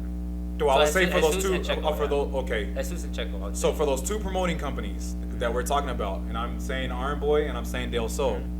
Now you don't have to answer this. Maybe it's not for you to answer. Maybe it's for the camera to answer.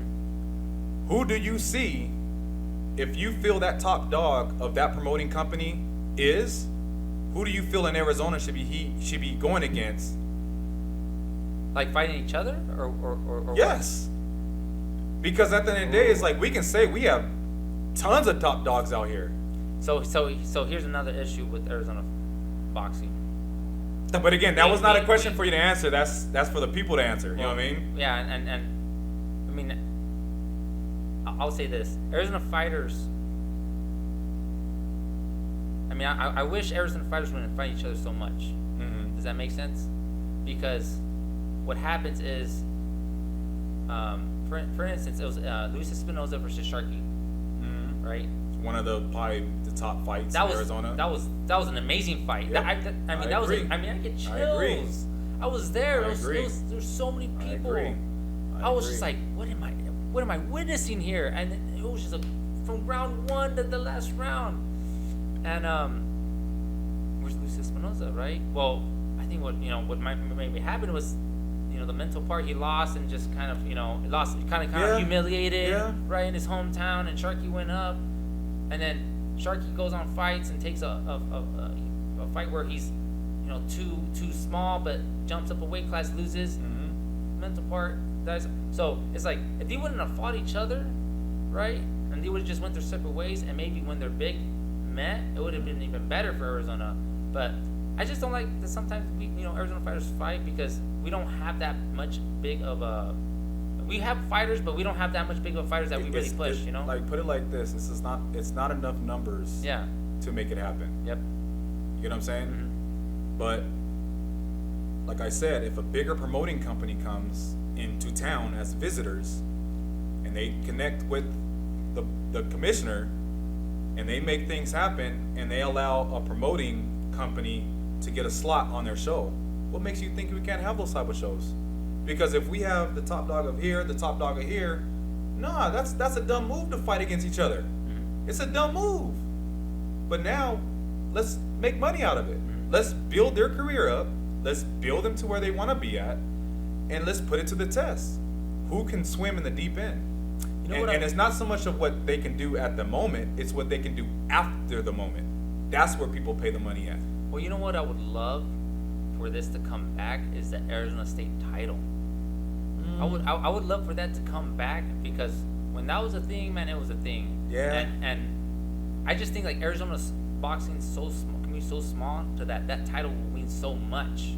And then like when I think Danny Barrios is one, right? He has an Arizona State title. Yeah. And with that came interviews with Univision, with Fox 10. Does he still hold that title, or? I don't know. That's probably a question I would ask him. So kind of going back to that is there's titles out there that people will fight for, put their life on the line for, and when you get those titles, people don't understand what they have to do when they maintain those titles. There's other things you have to take care of to maintain that title, and it's not just the financial part of it, but it's people coming after you, attacking you because they want to challenge you.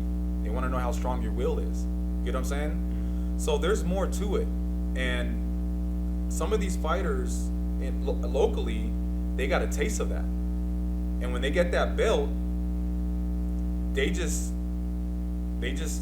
don't show their face no more. It's not a bad thing, it's a good thing.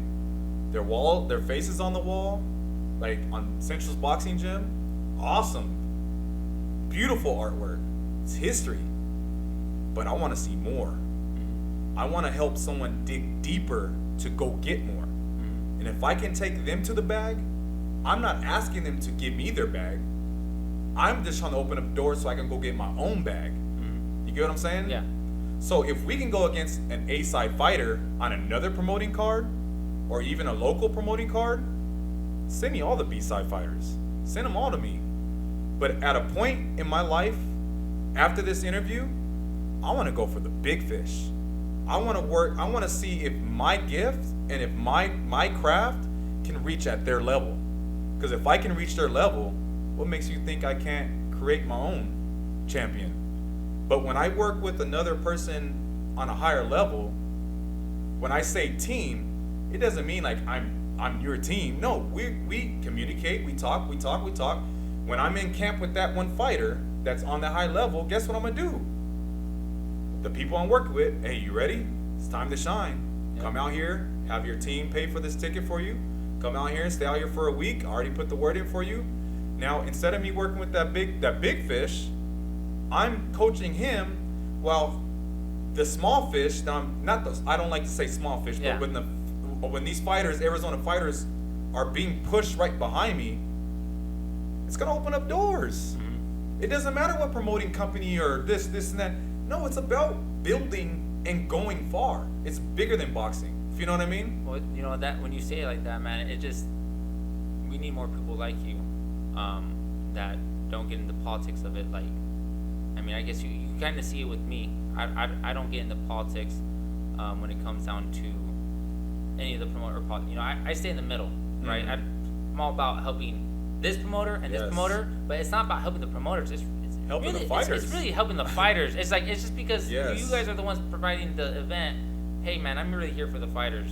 Yes. So that's how people need to think, because we got to get to a point to where Arizona's back being the Mecca. I mean, we were at one point. A lot of fight. Chavez was here. Everybody was out here, man. Everybody. And then what happened? Why did it die? I mean, I don't know. I mean, I still don't have an answer to that, and I've asked so many people. But I'll say this. Let me name drop something right now. Go ahead. And I like to tease this fighter, but you know him, Charlie Velasquez. A lot of people don't know. Dog. He. I would say this. Yes. He would be better than Checo, and I mean he would be. If I were to rate like who's gonna be a champion, Charlie Velasquez would be, and then it'd be Checo, and it'd be Jesus Ramos and then Checo. Charlie Velasquez, people don't know how good he is, and the reason why I'm name dropping him is he's getting in the gym, but also, man, if you work with them or if you work with them, make a difference in his life, man. Like, Yeah, he snuck in here. I think he was here last week. He snuck in here. Oh man. And that right there, I agree with you 100%. But before you can get physically ready, you have to be mentally ready. And I can't conversate with somebody that's not mentally ready. We can talk all day, but I don't like talking. I like action. So if we're working together, I'm not telling you to stop doing what you're doing like this. I'm telling you to slow it down. So when you get to me, you'll ease off of it. I'm not saying it's like someone saying like, or no, I'm gonna use me for an example. I'm on my dad's couch for 7 days straight. No sleep. Just laying there, mumbling. No alcohol, no drugs. I'm just on my dad's couch, right? You can bounce from that. You can return back to what you was doing, or you have to ease into it. Because if you ease into it, you might say the wrong things and you might trigger something to where you start physically getting physical with somebody else. And I don't want that. So when a fighter comes back to me and we talk and we work things out, we're just talking and we're training at the same time. His time will return. I promise you that. And when it returns, people will know. Not just in Arizona. Because when someone gets off that damn couch, you know what I mean? Yeah. You don't know what direction that can go. Yep. But the only direction that can go is if you have someone like how I had it, my mom and dad there with me. You get what I'm saying? Yep. But now he doesn't just have his parents there. Now he has someone there with him that went through that experience, that can coach him through that process. You get what I'm saying? Like I said, I don't tell people what to do. I guide them to the direction that they want to go. With me, it's like when I say conversations is because anybody can talk. But if you say the right things, you're going to open up doors for me because I'm going to help you get through those doors. And when I go to the fights, I don't sit there and just watch the fight. I watch who's around the ring. Who's the person that everybody's running to when they need a problem fixed? Do you have tickets? Or I need a badge? Or I need a pass? No. Because I see an opportunity, like a shark in water. When they see blood, I'm going to that person and I'm going to talk my language. and hopefully he understands my language. And if he understands my language, then we can go far together. And if they can open up doors, like I said before, all the fighters I work with, I'm pushing them through without my face on them, because they're going to represent what we did, not what I did for them, what we did together. Not just me, but their parents. I need to push their family through first. If I can sit at your table, at your family table, and you're giving me your favorite dish, and I'm eating it, and I'm tearing it up, and I love it, guess what I'm going to do at my table when you come to my house? You may not sit at the table with my family, but you're going to sit at my table.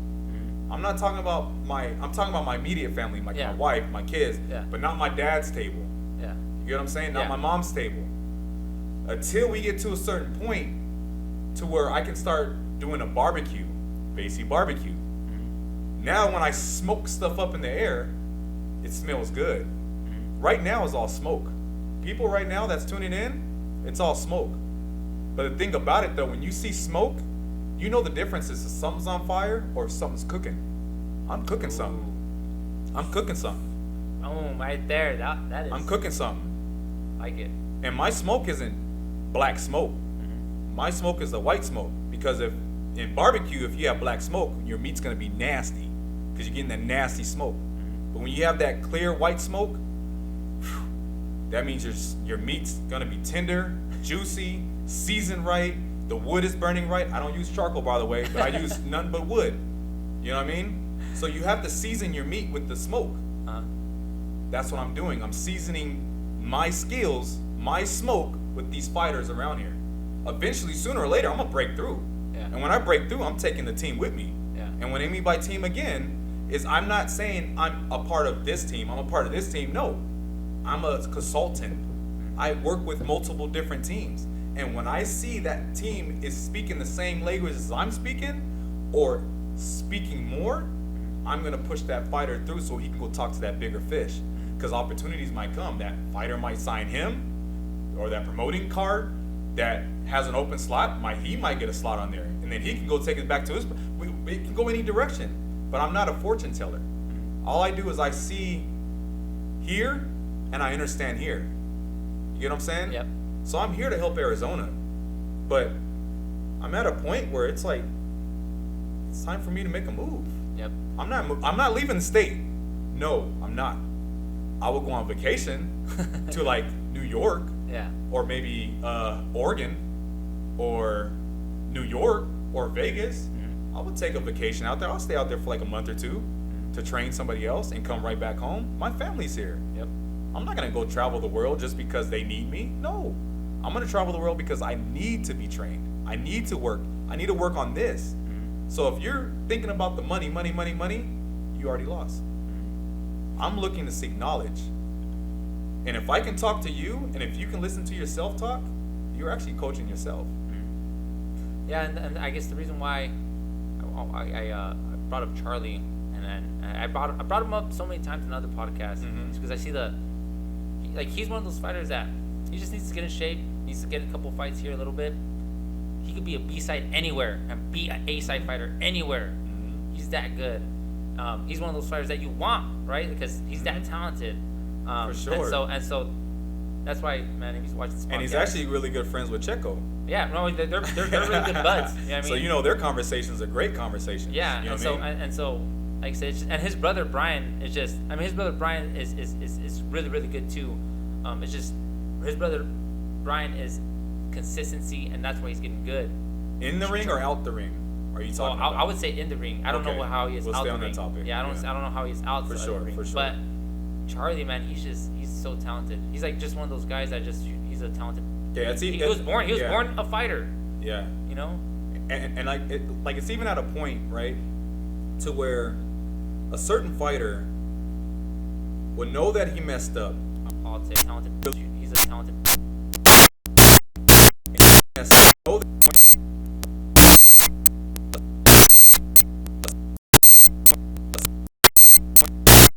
Know that yeah. Talented. He's a.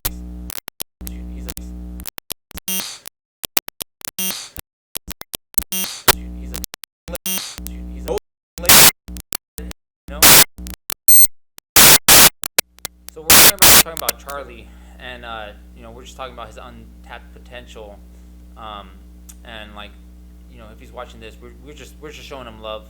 We're just showing him that he's such a great fighter, and then we just want to see him succeed in life, not only in the boxing, but out of life. Because man, if he's a really successful boxer, man, he doesn't have to work his regular job, which is his family's life, man. Yeah, well, I know his regular job. Barry Fon was his regular job, and it's hard work, man. It's hard work. He's a glazer, So it's tough. Very, very, very hard on your hands, and so, I'm kind of curious to talk to you about this because you're talking about your barbecue. So, like, do you have a barbecue side business going on, or what's going on with that? It's called. I'm hungry. It's called Baisey Barbecues and Blues. Okay.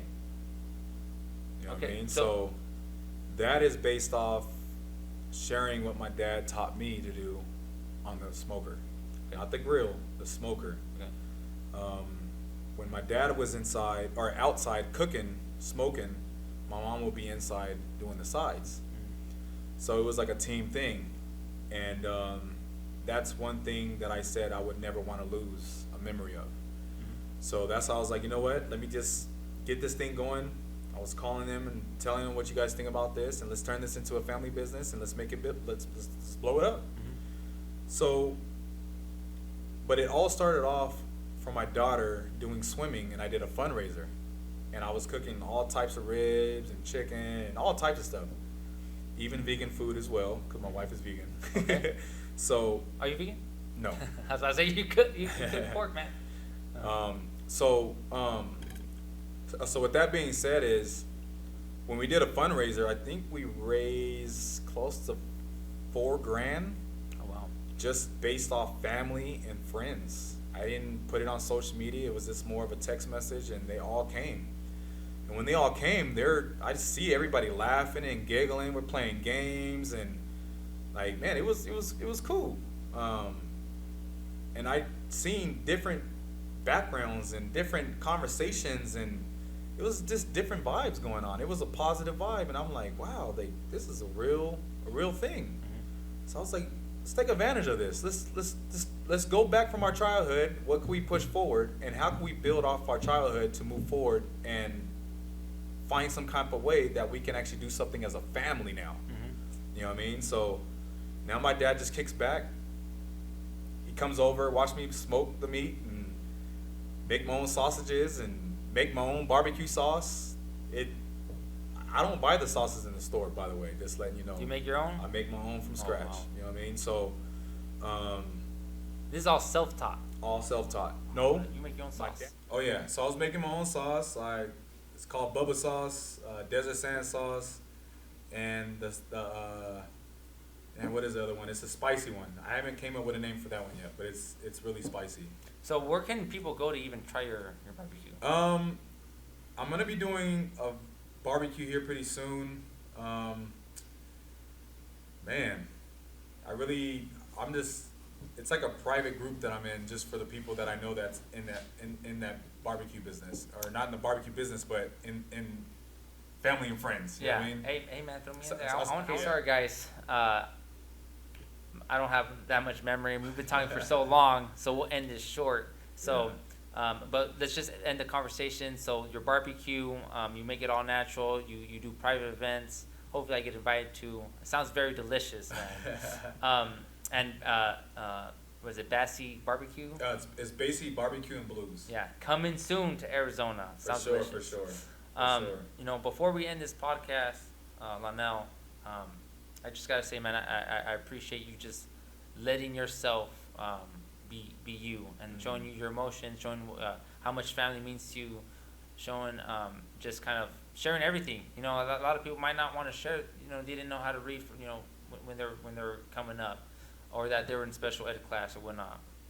Oh, I can read now. Yeah. I can read now for sure. Yeah, okay. I can read now. Yes. Yes. But I'm just saying, like that's all stuff that's let's say you're showing you're human, you're vulnerable, and that's what makes you, and that's what pushes you to be where you're at, man. I mean, I can relate so much to that, and it takes a special individual to even show that, right? Show that part of you, and I really appreciate that you reached out to me, And kind of at one point in my life, at this point in my life, I needed this interview too. I haven't done this in such a long time, and it feels good to do it with someone that is so motivational and push through life.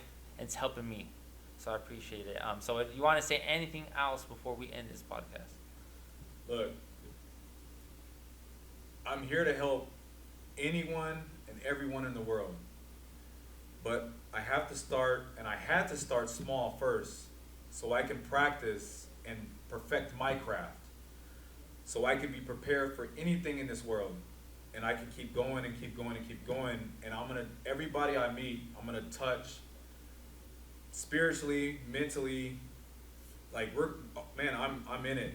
I am in it. I'm not jumping in. I'm not jumping out. I'm in it to win it. When these fighters go through these training camps, they take a day off, they take a week off. I can't do that because as soon as I'm done with one training camp, I'm jumping right into another training camp. So it's a non-stop consistency with me. So I have to maintain myself. I have my family for that. I have my mom and dad for that here now, and I have my sister here, and I have my sister as well that's looking over me. So I have to continue to keep doing what I'm doing because I'm doing it for my generation. And it's about the youth that I'm trying to push through so we can build a world.